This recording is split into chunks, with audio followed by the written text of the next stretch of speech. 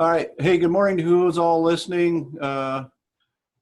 Commissioner Shin and I are video conferencing or video chatting, however you want to say that, according to the governor's proclamation. We're not going to be in our same rooms. And we hope Jim Jeffords, Commissioner, District 3, can hear us and can speak. And Jim, if you can. If you're not there, we can figure out what to do later. Okay.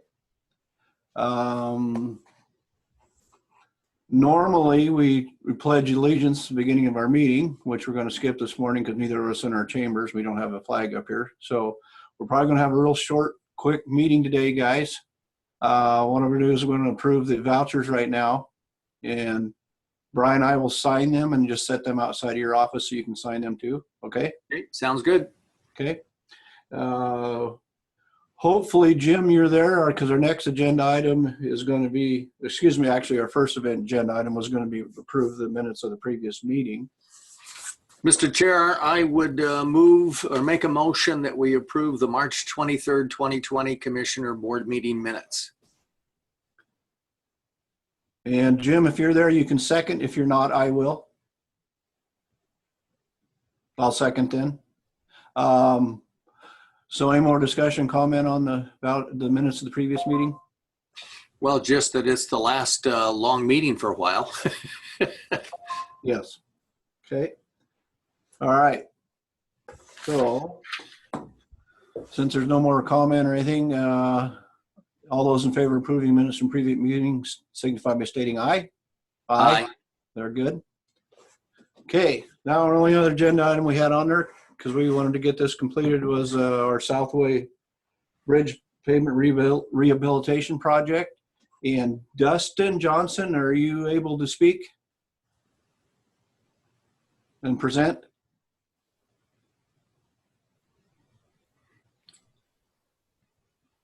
Well, look on Brian's face and mine. We're not hearing him as we speak. We'll give it a couple minutes. Well, we could read this notice of award if you want. You know, why don't you go ahead, and if right now, if you don't mind. Okay. This is a notice of award to Poe Asphalt Paving Incorporated. Project description is Southway Bridge Pavement Rehabilitation Project, CRP 262. The owner has considered the bid submitted by you for the above described work in response to his advertisement for bids dated March 3rd, 10th, and 17th of 2020. You are hereby notified that your bid in the amount of $987,334 has been accepted for items in the amounts listed on the contract. You're required to execute the contract and furnish the required contract bond within 20 calendar days from the date of this notice. If you fail to execute said contract and to furnish said bond within that time period, said owner will be entitled to consider all your rights arising out of the owner's acceptance of your bid as abandoned and as a forfeiture of your bid bond, and owner will be entitled to such other rights as may be granted by law. You are requested to return an acknowledged copy of this notice of award to the owner dated this 30th day of March 2020. And this form calls for, after board approval, signature by the chairman, Chris Subert. Okay. And I just hope everybody's listening and can bear with us. This is all a little bit of troubling, trying times right now. We're trying to make sure we can get anybody that wants to talk. We have to have them as a presenter. So Jim, if you're listening, we're trying to do that right now. And Dustin, if you're listening, we're trying to do that right now. We'll get like a minute or so. And if, Brian, if you want to say anything as far as the COVID, maybe we can give a little presentation of everybody relax. We're doing our best, etc. right now. Don't panic. Well, as long as people You've continue. reached the Asotin County Public Works Department. If you know the extension of the party line. Well. Huh. I think we're trying. I do not understand that request. You've reached the Asotin County Public Works Department. If you know the extension. So, Brian? Yes. get me back on there. I think just to expedite this, you've read the notice of award. I Okay. think that's probably all that Dustin would probably do. Correct? Yep. I would make a motion to approve the awarding of the bid. Okay, I'll second it. Any more comment or questions on that? Well, we're encouraged that it came in less than we had anticipated. And since things always cost more, it's good to have a little cushion to work with. Right. And then also, I know Dustin relayed this, that WASDOT got it approved very quickly because they have time on their hands right now a little bit, I guess. Cool. So all those in favor of approving the notice of award signify by stating aye. Aye. And it's completed. I will sign it right now so everyone sees I'm signing it. And while you're signing it, I would just add that as a board, we're really happy that a local firm got the job. Absolutely. We always are when that happens. So great. Commissioners, I'm trying to bring Dustin on manually here, so just give me one moment, please. Okay. And Jim Jeffords too, please, if that's possible, Darren. Yes. They're down in the chambers and Brian and I are in our office.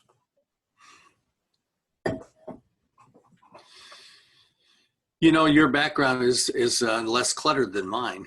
I don't think so. I was just noticing that. Well, as far as COVID-19, I guess the latest update, if you've been watching the news like many of us, is the president has extended the policy of social distancing and a few other rules and regulations until April 30th.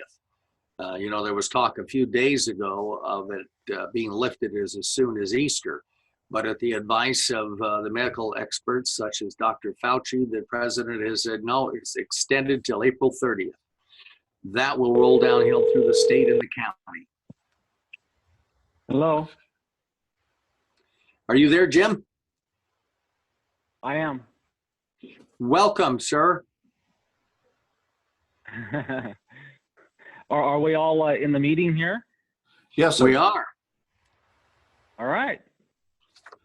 We kind of went through all the agenda items because we weren't sure if we could get everybody on. If you wanted to add anything to any of those or give us a little update on anything, that's entirely up to you. Okay. We- So, okay, let me ask you, so you guys have already gone through agenda items? Yes, sir. Oh, okay. Yeah. I don't know if I have a whole lot to add other than I did attend via conference call the Martin Hall meeting. It was a very short meeting last Thursday, and it was we approved vouchers. There's not a whole lot going on. I think the kid count is remaining kind of around 20 right now, and let's see what else was going on. That's pretty much it. Our reserve is still hanging in there. It's doing quite well. The one concern I had was an email that originated from Nez Perce County Juvenile Detention indicating that they would no longer allow Martin Hall to pick up kids from their facility due to coronavirus concerns. And I kind of read into that Kelly Ryan was maybe thinking, well, then if we have kids there and they can't pick up, well, then we'll just keep them there. I don't know how to interpret it necessarily, but I think after kind of discussing this over some emails with Chris Kemp, that Kelly Ryan and her crew need to probably, if they need to find another facility or another way to hold on to a kid until Martin Hall picks up, that's what we need to do, because we prepay the cost of Martin Hall, and we shouldn't not use them. I kind of felt kind of weird that Nez Perce County was, you know, I can understand where they were coming from, but I almost felt like they were dictating that, well, you know, we're not going to allow Martin Hall to pick up kids that are housed in our facility at this point, and I almost felt like they were saying, yeah, so you know, go ahead and just use us and let Martin Hall kind of go off to the wayside. And I'm actually I have the opposite view of that. So. Okay. I would agree with you, Jim. Our primary and our mandatory and our ownership is all with Martin Hall. So we just have to figure out a way to speed the transition of youth to Martin Hall. Yeah. So I don't know what that would take. That's why we have Kelly on to think about how she's going to deal with that situation. I mean, I've listened to a lot of different probation folks that have come through Martin Hall in the different counties, and probation officers will sit with their with the kid that needs to go to juvenile detention, you know, until they're picked up. Some of them may have holding cells, but I mean the thing I understand is, you know, from if they don't have a good how I want to put this, a good option or way to hold someone, is they will just have the probation officer sit there in the office with the kid until they're picked up. And I think that's what we have to do. Jim, I'm wondering, with the low population count we have, thanks to the sheriff and the courts cooperating to make room at the Soton County Jail, I think we're down to we were 36. And there's always a couple of cells to spare in case they have to arrest someone. And I'm wondering, even with the distancing requirements, if they couldn't be adjusted, that if you had to put them there for several hours, that the juvenile could be there. I don't know. Just something to think about. Yeah, I don't know. I don't know either. At one time, you know, they had either 2 or 3 juvenile cells that were out of hearing, out of sight, that were able to hold kids, but I don't know how that works now. Jim Smith has perspective. I'm sure John has a perspective on it. I don't know how we're set up to do that at this point. That's really kind of up to them. I don't know. Well, I'll tell you what, I'll get hold of John and Jim after and see if that's a possibility. Yeah. But I can, you know, when back in the late 80s, when I worked for an organization called Rural Resources, we used to be housed in the what used to be the old aquatic center. It was the Fred Poole Center, and you know, Chris Gisela Shangala ran the place. Correct. And Al Stenhoff and his crew. It was Vicky Bonfield at one time, and then after that, it was what's her face that just resigned not too long ago. I can't remember her name right now. Campbell.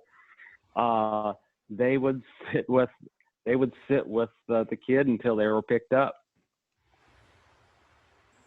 Well, we may have to have a mixture of both. You know, if it's under a couple hours, maybe the probation officer can sit with them there in the office. And then if it's going to be longer, maybe there's a way the jail facility can tie in at this point.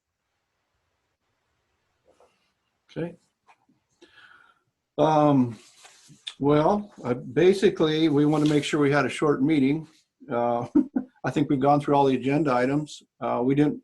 And Jim Jeffords, I did not put down committee reports from everyone because I'm sure we didn't really have any meetings. We've been buried with the COVID, trying to stay in compliance with all the proclamations, et cetera. So we'll keep you up to date. Anything else you want to add, Brian or Jim, or we're probably basically done with the meeting. Good to hear your voice, Jim. Yes. Yes. Okay. All right, I'm going to adjourn then. Adjourn. Thank you. Thanks, everyone.